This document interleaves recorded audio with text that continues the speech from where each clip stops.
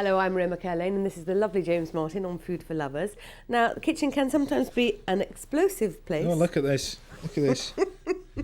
Look at that, eh? That's yes, enough, very, I think. yes. But it's not explosive here, is it? No, it's definitely a very lovely, happy place. No, we've got 6 scallops, a bit of nuts, and some butter, and we're going to show you how to create a fantastic meal. Very good. And as this is Food for Lovers, we have a very special guest, who is the wonderful Matthew Marsden. Hello. How are you? Nice to see you. Nice to see you, James. Matthew. How are you doing? Right. Now, you're probably too busy to cook. Yes. Or can't cook. I think Can't that's cook, the won't thing. cook. Can't cook, won't cook. Yes.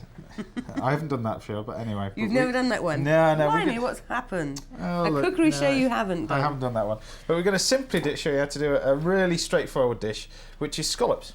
But Do you like scallops? I do actually, yeah. Scallops, my favourite fish. See, What's the little red bit, please? That's the coral. Oh. A lot of people actually take that off, but I think it's got the most flavour. Great for mousses, but you can serve it whole in these lovely scallop shells that we've got here. Is it a bit chewy? Great for mousses, but it's alright for us as well. Yes, but these... Don't give up your day job. Yes, I will. These are actually hand-dived scallops. Hand-dived? Hand-dived scallops. Normally you can get, with 2 types of scallops, you either get the queenies, the little ones, Yes. or you get the larger ones. Now, some of which are hand-dived, some of which are dredged. With dredged ones, they tend to get a mixture of different sizes. Right. The hand dive bin, the diver goes down there, picks them up by hand, and literally you end up with our So these are more eco-friendly? Well, they are, but they do sort of hand dive and pick Does the it best make of it more the bunch, expensive being hand yeah. dived? It does. A lot more expensive. They're about £2 each. You're kidding me? Yeah. They come in, Wow. Absolutely fantastic. And with that, I'm going to do sort of a hazelnut butter, because I know you're allergic to peanuts, aren't you? Yeah. So we're going to use Among hazelnuts, of course, not peanuts. But we're going to do a nice little butter, and then you cook the whole lot from start to finish in the shell. It takes about 8 minutes. Wow. Are you all right with those sort of nuts? Yeah. It's just peanuts? Just what peanuts, happens to you? I kind of go orange and blow. Wow. Oh. No, it just sometimes Nice. it affects my breathing Just sometimes. put a few peanuts in there. Yes, put some comedy value. It'll be a laugh. Come on, it's We'll have a television. giggle. Now, and I'm going to make you a drink, which is the Vodka Express. Which is... Vodka again. Vodka again, yes.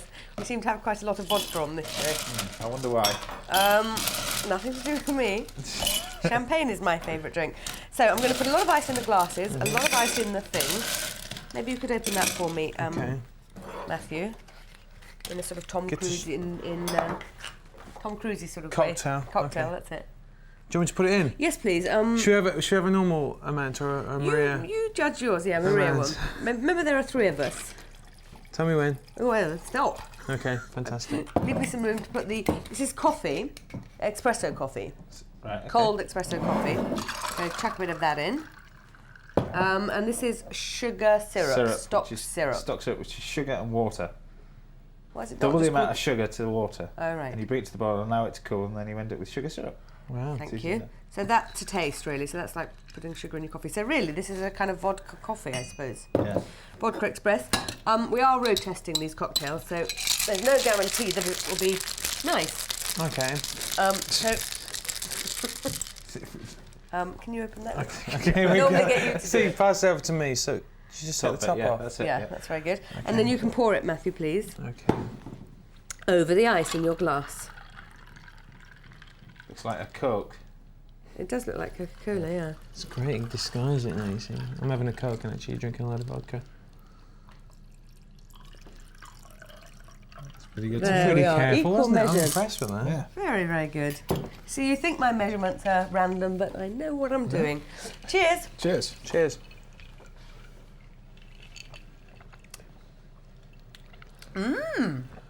Interesting.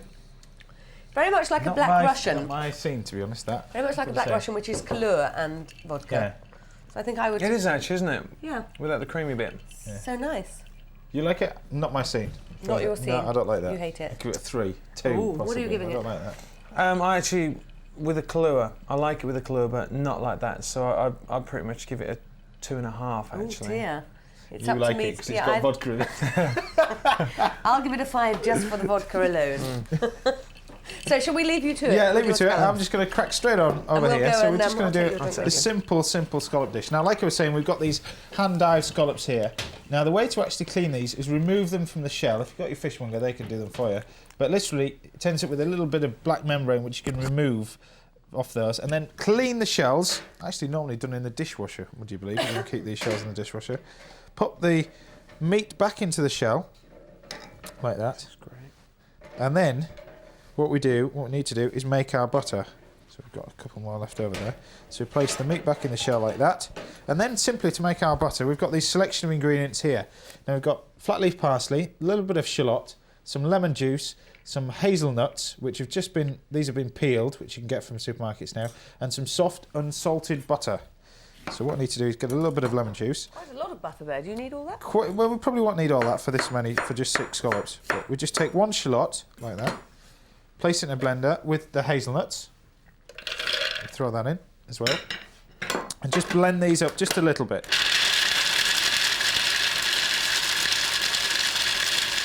That's it. Just blend them up so you got that word called nibbed. Nibbed. Nibbed again. Nibbed. Do you know that phrase, nibbed? I've never heard of it before, actually. It's a northern phrase, I'm It's sure. not a northern phrase. Nib nuts. People understand at home. Nibbed almonds, things like that. I just literally... I tell you, the soft southerners wouldn't know what you're talking about. Nibbed. Okay, all right. Maybe they wouldn't. A little bit of parsley we pop in there, and then we throw in some butter. A good... straight on the hips. Not one for those on diet, this There you one. go. No. A little bit of butter. Obviously, a little bit of seasoning, some salt, and some pepper. Yes, I suppose it does serve 6, so you're not... Well, there's probably enough here for about 10. Not exactly the probably, heart but patient diet, though. just a little bit of black pepper. And then blitz the... Exactly. But for those who perhaps want one. We want to blend this up so all the ingredients actually nicely mix together. Press that down so they do properly mix in. Like that. Lid back on. Takes about a couple of minutes to do this, and while I'm doing this, I'll throw it back over to you. Okay, thank you very much. So, now, since I last saw you, which was some years ago, you have done a film with Michael Caine. I have, yes. I've been fortunate enough to work with the man himself, yeah. And it's about boxing. It's about boxing, yeah. I was lucky enough to... The way it came about was I'm a bit of an anorak when it comes to movies, and I was looking in Empire magazine, and it said that Shiner, this movie, had been greenlit, and... It's called China, yeah. Called Shiner, yeah. And lucky enough, one of my best friends is a world champion. It was Richie Woodall, so I started training with him and went down for the audition and got it, you know, which was fabulous. And then I moved down to London and trained down there for it. And because you're looking very, very fit. Have you got a six-pack? Can we see? no, I've more got a... The only six-pack I've Party got seven? is like more of a Budweiser six-pack. I think that's a better thing. I've put a bit of weight on because obviously I finished training and then Put a I bit of knocked weight off a on. bit. Yeah, right. I'm running again now. Yeah, and getting fit again. So what's Michael Caine? You're only meant to blow the bloody doors Only off. meant to blow the bloody. He's been, apart from like my grandfather, he's probably been the single most. He's been the largest influence on my career. Wow. Yeah, since I've met him. Do you think you'll stay in touch? I hope so. I mean, it's not as if, you know, we both have separate lives and we do our separate thing, you know. And he's made about 15 movies since I last did it in a year because he's constantly working. But we really had a good relationship. Yeah. And I've really learnt a lot from him. He's considering he's a megastar.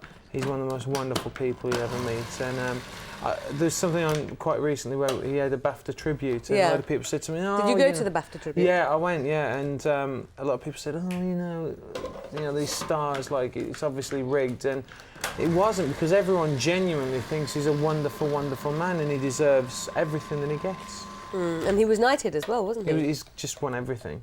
Yeah. You know, he won the lottery next. And I remember him doing a masterclass on acting. Did you learn a lot from him, sort of acting-wise? Because he does very little, which maybe is the trick with film acting, isn't it? It is. I mean, the difference between like doing something like The Street to doing Shiner is, you know, you have to over-exaggerate a little bit when you do. I mean, although I didn't that much in The Street, but when you do movie acting, because it's so close on you, you can really take it down, which is what I always wanted to do anyway. And he kind of feels that if you're good enough to be on screen with him, you know, to get the gig, then you're good enough to do your own thing. Yeah. And there were a host of it, like a guy called Andy Serkis, and Claire Rushbrook was in the movie, so it was a really fabulous cast.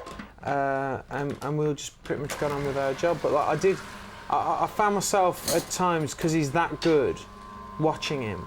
Being slightly in awe of him. Yeah, I found myself like sitting there thinking, because I don't care about whoever I've hung out with loads of different people and worked with very talented actors, but with him, I did find myself like watching him a little bit because he's that good. He's quite mesmerising. James, what are you doing over there? We've got our butter, which I've blended together. I'm just going to add a little bit of lemon juice into there, and then just blend this all up. There you go. Mix all that together so we got all that nice mixture blended together. That's a lovely buttery sensation in there, isn't it? That's nice. That's perfect. So once we get to that stage, then all we do is just grab a spoon and we place a little bit of the butter on top of each of the scallops, like that. Just a generous amount of the hazelnut butter over the top. There we go. That goes on there. It's easy, you see. It's one of those simple dishes that you can easily do. Pop those on there and make for a dinner party. Then all you do is just literally pop them in a hot grill, but place them at the bottom of a hot grill, because otherwise the butter will burn before the scallops are cooked. Yes. Then we go to the bottom of a hot grill, 8 to 10 minutes. While they're cooking, we'll go for a quick break. Join us in a minute when these two can be chatting, and I'm going to get on with a quickie.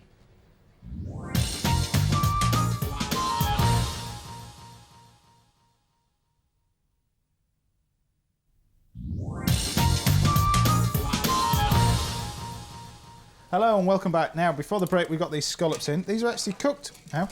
Simple and as easy as that. They're nicely cooked. The hazelnuts got that lovely sort of brown colour. Switch off our grill. So they'll just leave to just rest those for a while. So obviously if you heat those too hot, they'll be a little bit tough. So we just leave those to rest so the tendons can actually sort of relax, and that'll be perfect to eat in about a couple of minutes.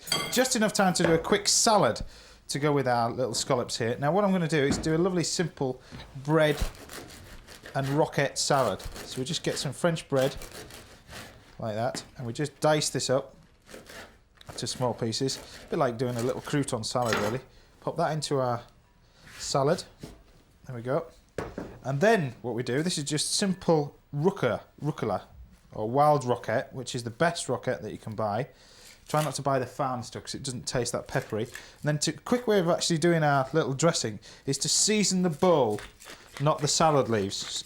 A lot of people, when they're actually seasoning and making salad dressings, literally get some pepper and throw it in, and throw a load of salt in the middle, and when you mix it together, somebody in the dinner party gets a lump of salt in one of the salad leaves. So if you season the bowl, so if you see the salt going around the edge of the bowl like that, as you mix it in, all the seasonings... That's a very good tip. That's go great. into our leaves, you see. A little bit of olive oil.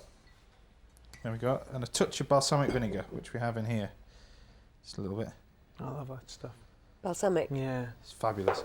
Just mix that together using our hands, because they were obviously invented before knives and forks.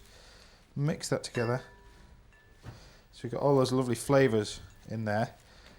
And you don't want to mix it too much, otherwise the leaves will actually start to fall, but literally just pop that in the centre of our plate like that. And just pile that up.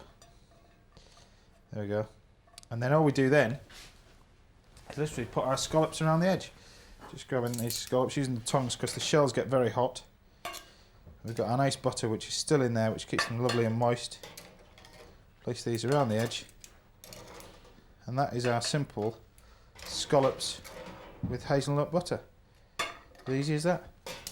He's very good at presentation, isn't he? He makes it look so easy. If that was me, I'd make it look appalling. But he makes it look so easy, doesn't he? It does actually make you feel like you could go home and do that.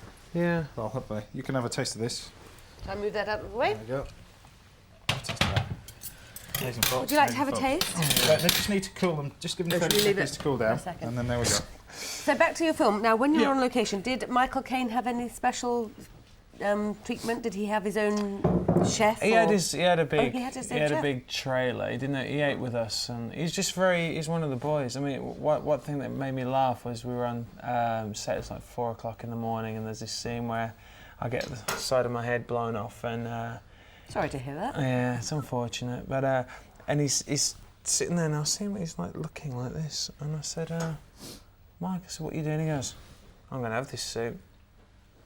And he was so like chuffed about the fact that he really liked the suit that he got on. He got that humility about him, you know, that Yeah. And he wore the suit to the Oscars. Oh, did he? Oh yeah, he's just. Was it a nice suit? Was it what was it? It was a smashing Designer suit. Yeah, yeah. It was his tailor. He has his tailor, and I think he has it in his contract.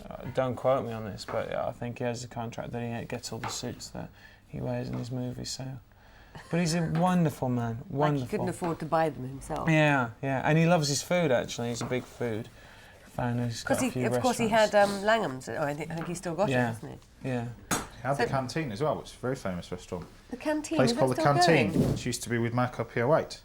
It used to be him and Marco Pierre White. Used to have a very famous restaurant on Chelsea Wharf. Yeah, is that on the wharf? Yeah. Yeah.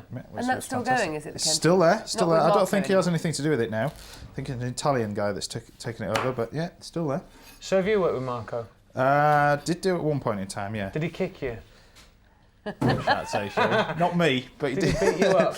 No, not me. He no, does but beat he people up, has his doesn't has his little temper He used to beat tantrums. people up. I think he's Was he softened the now. first person to do that? Was he the first chef to be No, I eccentric? think it's sort of in France as well. They treated you pretty bad. As well, when you were an Englishman working in sort of France, you were regarded as sort of Yorkshire pudding and roast beef.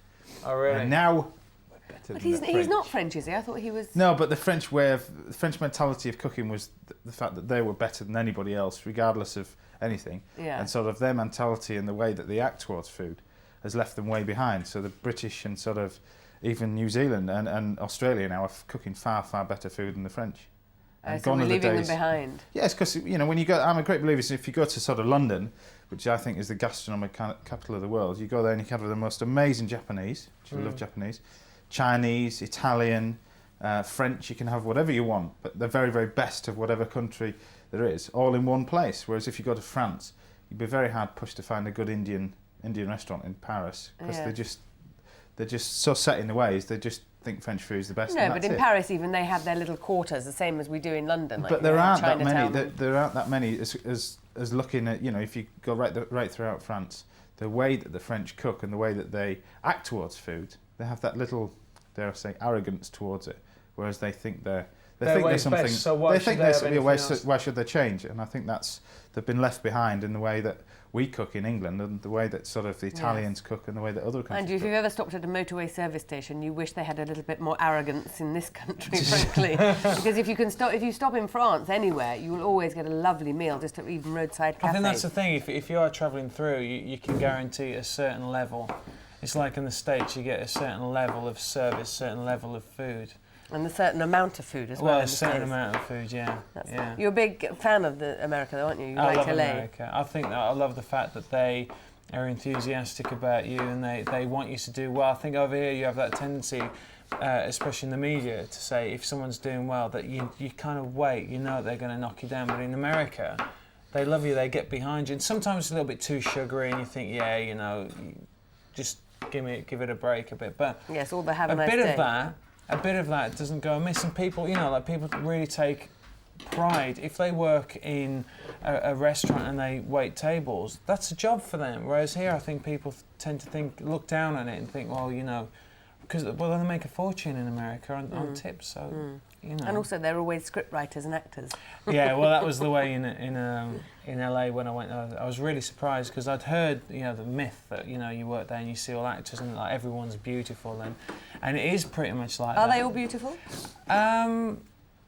All the guys are like mega fit.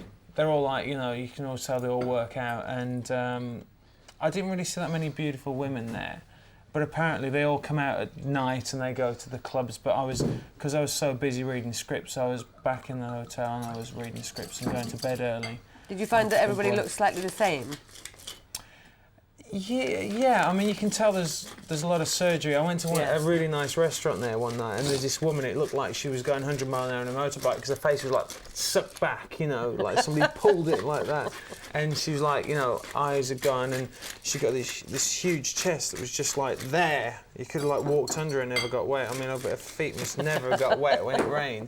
Is it Dolly Parton? I don't know about that, but it's just.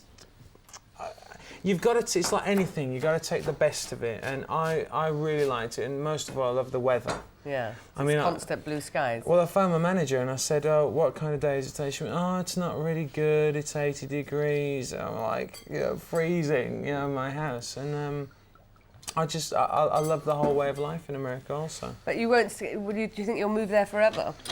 Not forever. Just for work. Not forever. I Do you love think my. we can try these now? Yeah, they're ready. Yeah. Will they be cool enough? This looks great.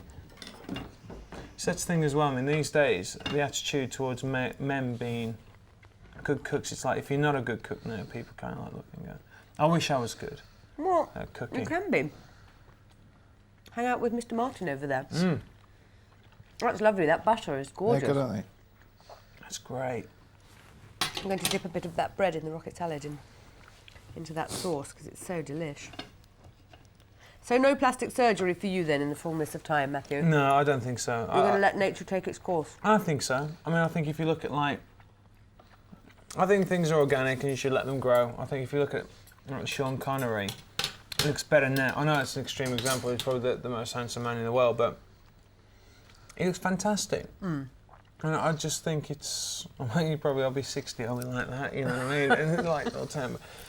I think that you should grow organically and get all the funny roles as you get older. Yes, character roles. James, how's that salad going? Mate, not bad. This is just a little bit of watermelon, just mixed together, just diced up, which I've just diced up, What's quite the chunky, cheese? with some feta cheese on the top. And then we've got a mixture of herbs, which I've got some mint, some basil and some flat leaf parsley, which you just chop up, mix with a little bit of lemon juice and some olive oil, salt and pepper to create like this dressing. And put that over the top. Makes a great little starter. And if you were to taste this, I think We've it got a tastes knife and fork over here. absolutely fab. Can I ask you a question? As a chef, do you get home and think, I know, I'll just prepare this really nice salad, or do you just go chuck the microwave meal in? I know some chefs have sort of microwave food. I personally don't, because I just love cooking. I think if you get to sort of 40 and you've been doing this sort of thing for 30 years or 20 years, you're going to get fed up of it and you're going to want sort of a takeaway. But, you know, it's so simple to knock stuff up like that. And do you do you experiment with stuff? Yeah, I mean, that's, you know, just experiment with different bits and bobs, but that takes no time at all to knock up. That's lovely. That's a taste sensation. Like that.